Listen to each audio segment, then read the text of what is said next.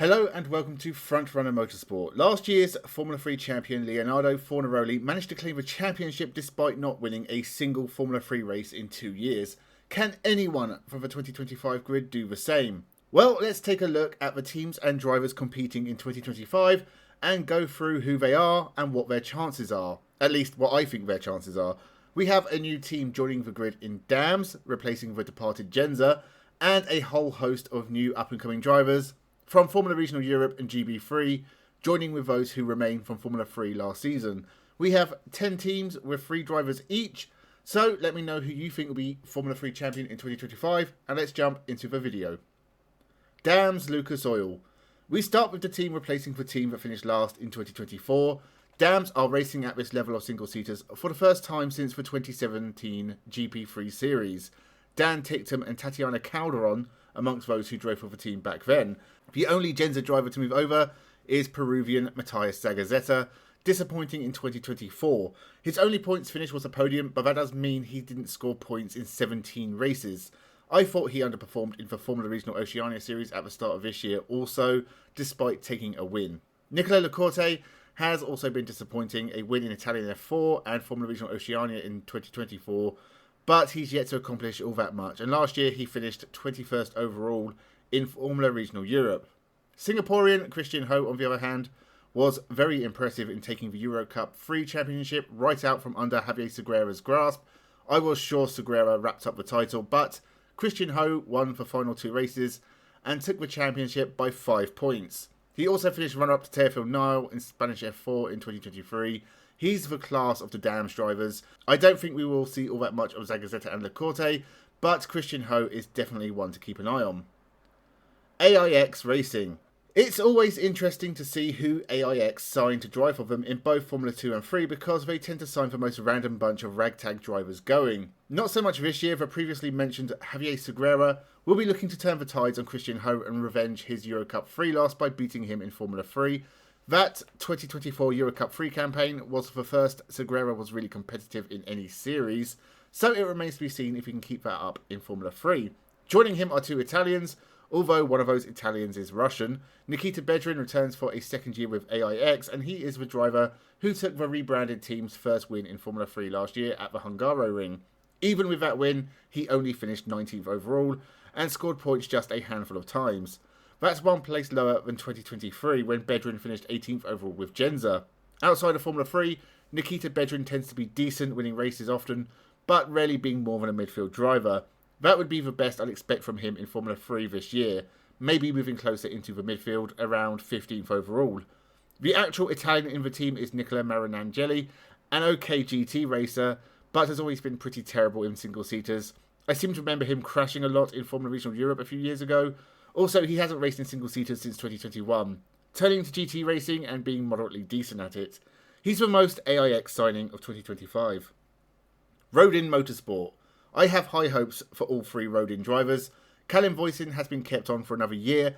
The 2023 GB3 champion had a bleak start to life in Formula 3, not scoring points for the first 12 races. But in the second half of the year, something clicked, and at times, Voisin looked like one of the best drivers in the field. Taking a win at Spa, I think he can go further and challenge for regular podiums in 2025. Lewis Sharp is the next big thing from New Zealand. He won the British F4 series in 2023 and last year's GB3 championship. I highly doubt he's going to win the Formula 3 championship in 2025, but given the calibre of superstars New Zealand churns out, I wouldn't say it's impossible. And speaking of New Zealand, Roman Belinsky won the Formula Regional Oceania a couple of years ago and was going well in Europe until an injury interrupted his season. He managed to get a pole position last year in Europe and he was brilliant in New Zealand, onto the podium in every race bar 3. These are 3 great drivers, all of them are capable of winning races. I'm not sure about the championship, but they could be right up there. Van Amersfoort Racing. 3 new drivers for Van Amersfoort with Sophia Flörsch and Tommy Smith going to Indy NXT and Noel Leon moving to Prema. Teofil Nile is the 2023 Spanish F4 champion and a race winner in Formula Regional Europe and Middle East. This is the first time he won't be racing for Santalok, who don't compete in Formula 3. He's pretty good, but I expected him to join a team further up the order.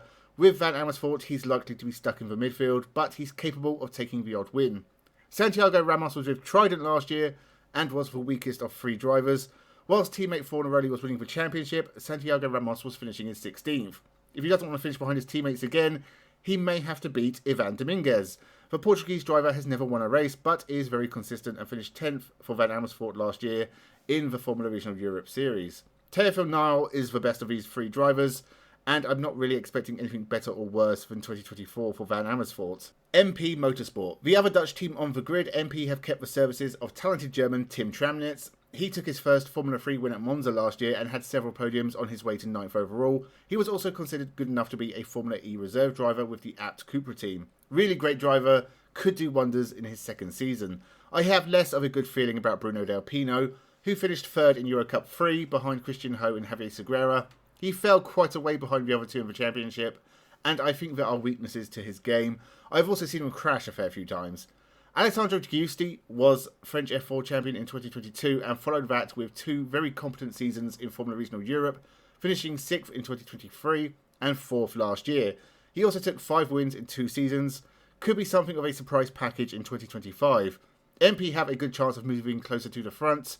I feel like Tim Tramnitz will be in title contention come year's end, and Alessandro Giusti and Bruno Del Pino can score good points. I'm not totally sold on the talents of Del Pino, but I can see him scraping points here and there, and if the other two do well, that might be enough to put MP in contention for a top 3 at least. High-Tech TGR. Now in a partnership with Toyota, High-Tech have kept Norwegian Martinius Stensorn, who lost out in the 2023 Formula Regional Europe to Andrea Kimi Antonelli, who you may have heard of recently, and Stensorn did give the Italian a run for his money. His first season in Formula 3 started well, with a win in his 3rd race, but he then failed to score at the majority of races, and another season like that will bring us even further away from having a Norwegian in Formula 1. Joshua Defek has moved from AIX. He has always seemed like a dependable kind of driver, scoring points and finishing in the top 10s of championships, but he scored no points for Campos in his 2 Formula 3 races of 2023, and he only scored 1 point with AIX in 2024, and he's still a lot better with High-Tech in 2025. And Gerard G also joins the team. He has wins in various series, but I wouldn't exactly call him great, and this season isn't going to prove otherwise. If he scores points, I'll subject myself to Chinese water torture. Campos Racing. The 3 Campos drivers were all in Formula 3 last year, and in the case of Mari Boya, with Campos. This will be Mari Boya's 3rd year of Formula 3, and surely his final one, either through promotion to Formula 2 after a really good season, or expulsion to his local supermarket if it is not a really good season. He spent 2023 with MP and only managed 17th overall, but did improve in 2024, taking a win and finishing 15th overall. The longer you flounder in the junior formulas, the less likely you are to make progress, and if nothing comes of 2025 for Boya, if he's not at least in the top 10, it might be time to call it quits on his single-seater ambitions. Tassanapol in Frupuvasak is also back after spending last season with AIX. It was a disappointing campaign with only 1 points finish, a 2nd place behind teammate Nikita Bedrin, but Info Pruvasak has raced for Campos before, and racing for the Spanish team might push him a little further up the grid. Maybe he'll score points in 2 races. Nicholas Solov is on his 3rd Formula 3 season, and he's still only 18, and he took a big step forward in 2024 with 3 wins, and could be in title contention come year end if he can be a little more consistent. He crashed a few times last year, and still managed to finish 11th. If he keeps it up with the wins and scores more points elsewhere, you'll almost certainly see him in the top 10 and possibly the top Campos driver for 2025. ART Grand Prix. The French team have never been able to break the monopoly Prema and Trident hold over the team's championship, but in 2025 they are better equipped than ever before to give it a real go. In 2024, Zolov was the only winner for ART, with Christian Mansell and Lawrence Van Hopen not quite managing it. Lawrence Van Hopen returns for 2025 and could go from the 3rd best driver to team leader, but he's going to have to beat new teammates Tuukka Tarpanen and James Wharton, and that's easier said than done, because both have been excellent so far in their junior careers. Tuukka Tarpanen and James Wharton both stood in for drivers in Formula 3 last year, but their main campaign was spent in Formula Regional Europe, where they finished 2nd and 3rd.